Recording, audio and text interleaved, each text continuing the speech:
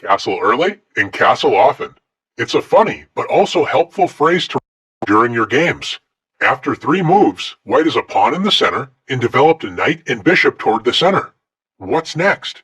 It's never too early to make sure your king is safe, so a great move for white is to castle.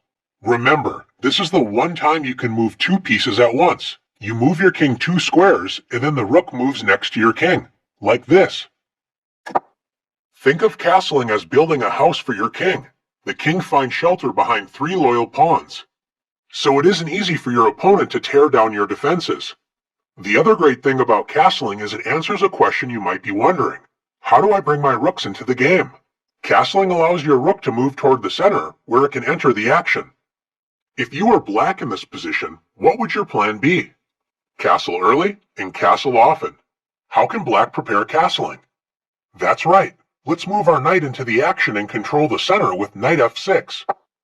Preparing to castle and threatening white's pawn on e4. After white protects the e4 pawn with a move such as d3, the house has been built for black's king. Let's move it in with castling.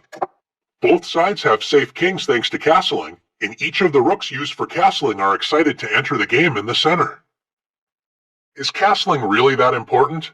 Since our opening strategy should be to control the center, actively develop our pieces to help support the center, and castle our king to safety, we definitely do not want our king to sit in the center of the board where most of the action usually takes place. In this position, white is castled, but black's king is sitting on a central file which is wide open. With white to move, we can see our rook enter the action with rook e1 check. Rooks love open files, especially files leading to the enemy king. Notice black's king cannot escape the center, as white's bishop controls its escape square.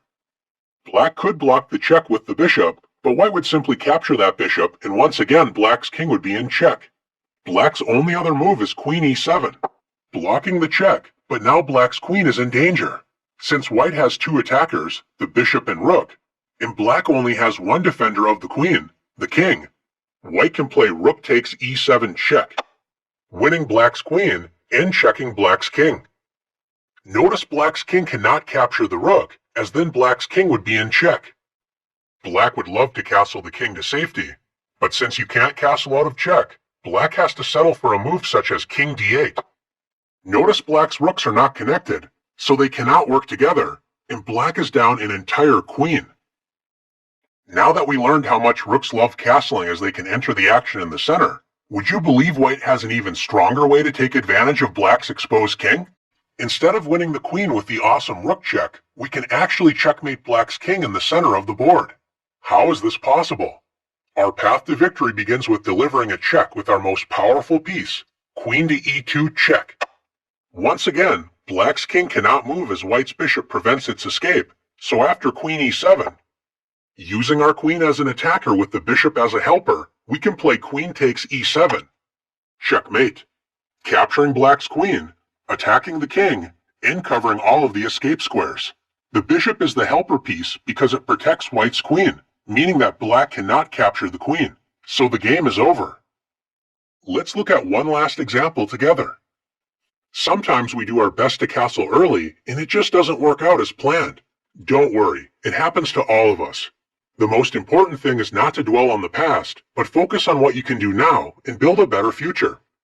White is down a pawn, and black is threatening to capture our rook on h1. To make matters worse, our king is still in the center, and black's rook that was used for castling is lined up with our king. Not a good sign. What is white to do? How can we move our king to safety and protect our rook on h1 at the same time? That's right, we can castle queenside. Our king has escaped the dangers of the center, and now the rooks are connected, protecting each other on the first rank. White's position isn't perfect, but it's a lot better now that we've castled. You've done a great job exploring the importance of protecting our king by castling. Now let's castle early and often in the challenges.